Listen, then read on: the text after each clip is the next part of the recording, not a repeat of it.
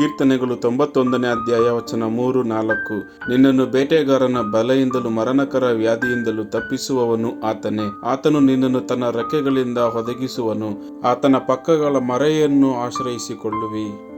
Psalms chapter 91 verse 3 and 4. Surely he will save you from the fowler's snare and from the deadly pestilence. He will cover you with his feathers, and under his wings you will find refuge. भजन संहिता अध्याय 91 वचन 3 और 4. वह तुझे बहेली के जाल से और महामारी से बचाएगा. वह तुझे अपने पंखों की आड़ में ले लेगा और तू उसके पैरों के नीचे शरण पाएगा. சங்கீதம் 91 அதிகாரம் 3-4 வசனங்கள். அவர் உன்னை வேடனுடைய கண்ணிக்கும் பாழாக்கும் கொள்ளை நோய்க்கும் தப்புவிப்பார். அவர் தமது சிறகுகளாலே உன்னை மூடுவார். அவர் செட்டைகளின் கீழே அடைக்கலம் புகுவாய்.